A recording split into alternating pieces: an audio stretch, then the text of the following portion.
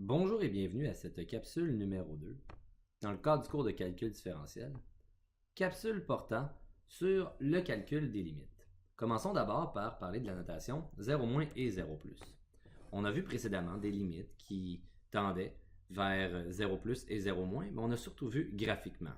Dans ce cas-ci, on va évaluer algébriquement c'est quoi l'impact de tendre vers 0+, par la droite, par quelque chose de plus grand que 0, et de tendre vers 0 par la gauche, par quelque chose de plus petit que 0.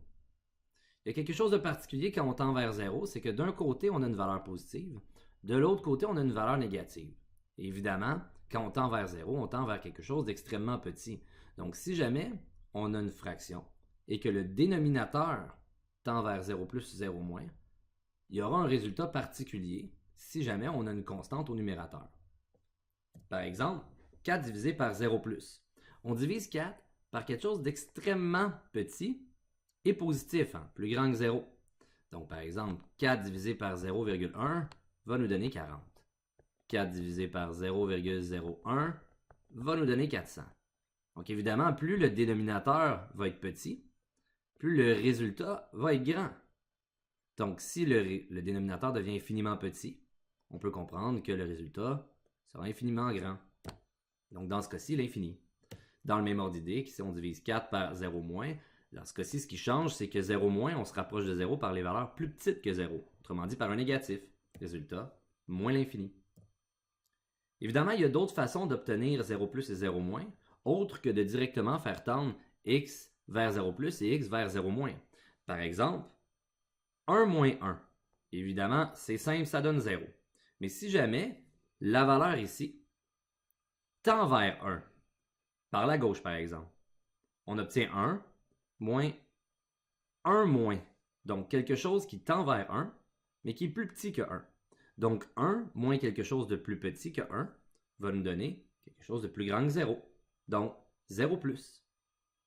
Dans le même ordre d'idée, si on prend 1, mais qu'on y enlève quelque chose de plus grand que 1, le résultat va être plus petit que 0.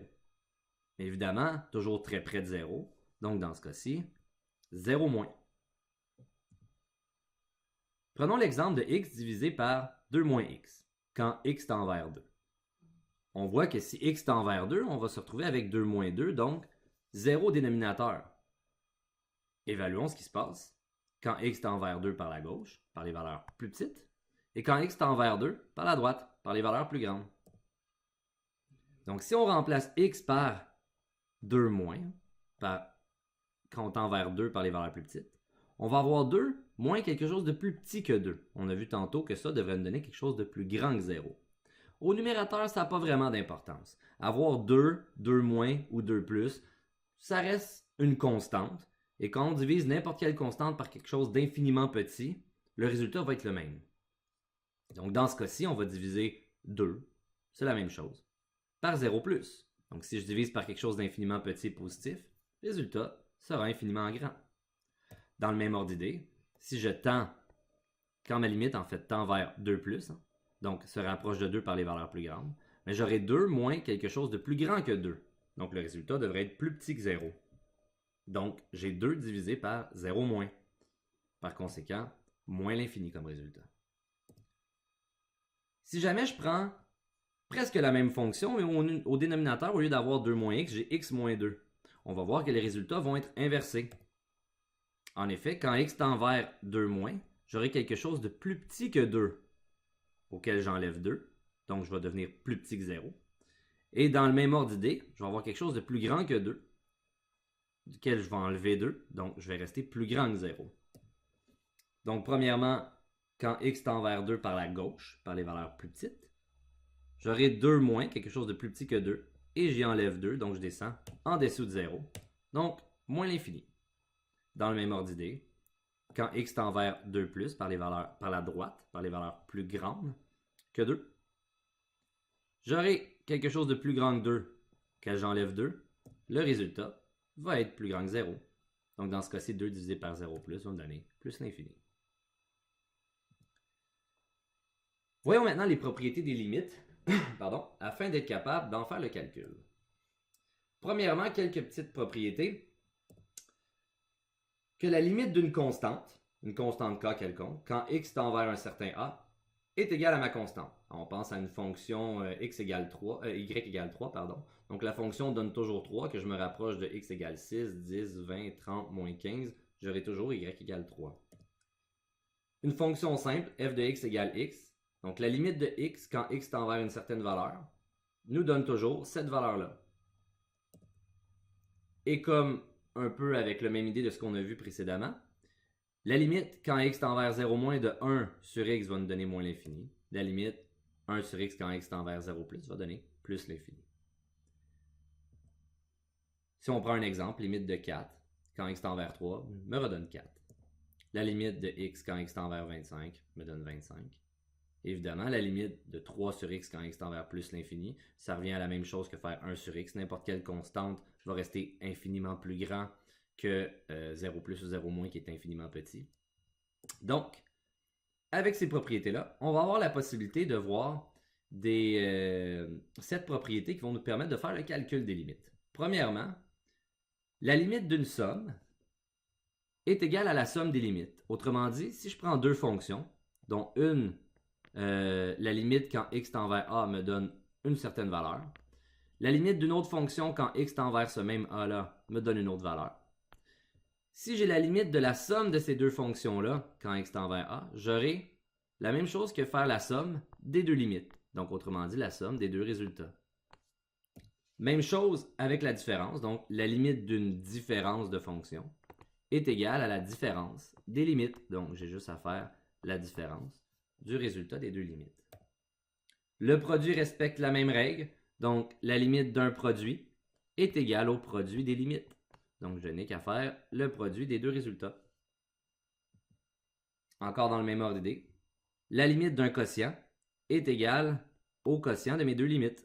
Par contre, faire attention, on ne peut pas diviser par 0. Donc, le résultat de ma limite au dénominateur ne peut pas être égal à 0. La limite d'une quelconque racine énième, donc racine carrée, racine cubique, racine quatrième d'une fonction, revient à tout simplement extraire la racine de la limite et d'évaluer à l'intérieur la limite. Donc, ça revient à faire la racine du résultat de la limite.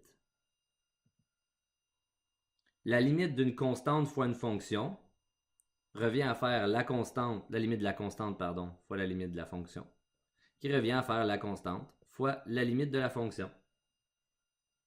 Et la dernière propriété, la limite d'une certaine fonction à un certain exposant, on peut tout simplement extraire l'exposant, évaluer la limite à l'intérieur, et après, appliquer l'exposant sur le résultat de la limite. Prenons deux fonctions, 2x, la limite quand x tend vers 3, qui nous donne 6, et x carré, la limite quand x tend vers 3, qui nous donne 9. Démontrons, regardons l'impact des propriétés vues précédemment. Donc, la limite de 2x plus x2, donc la limite d'une somme, revient à faire la somme des limites. Donc, on a vu que la limite de 2x, c'est marqué, donne 6. La limite de x carré quand x tend vers 3 donne 9. Donc, j'ai tout simplement à faire 6 plus 9, qui donne 15. Dans le même ordre d'idée, la différence de mes deux fonctions, la limite de la différence, est égale à la différence des limites. Donc, tout simplement 6 moins 9, qui nous donne moins 3. La limite du produit, même chose, est égale au produit des limites. Donc, dans ce cas-ci, 6 fois 9, qui nous donne 54. La limite du quotient est égale au quotient des limites. Le résultat étant 6 et 9, donc 6 divisé par 9, qui est équivalent à 2 tiers.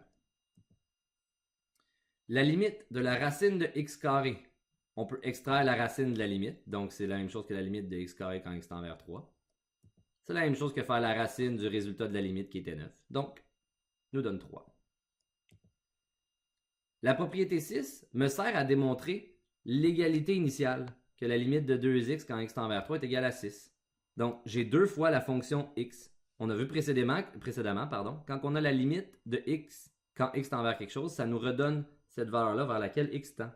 Donc, j'extrais la constante fois ma fonction. C'est la même chose que 2 fois la limite de x quand x tend vers 3. Et ça, on a vu que c'est directement égal à 3 cette limite-là. Donc 2 fois 3 qui nous donne 6. Et la propriété 7 me sert à démontrer l'égalité initiale de limite de x2 quand x tend vers 3. Donc j'extrais l'exposant de la limite. Donc c'est la même chose que faire la limite de x quand x tend vers 3. Donc, on a déjà vu cette propriété-là avant, précédemment. Donc, c'est comme faire 3 au carré, dans ce cas-ci, qui nous donne 9. Prenons l'exemple de 3x2 plus 2x moins 10. On veut évaluer cette limite-là quand x tend vers 2. Ben, il s'agit d'une limite de produit et différence. Donc, ça va être la même chose que faire la somme et la différence des limites.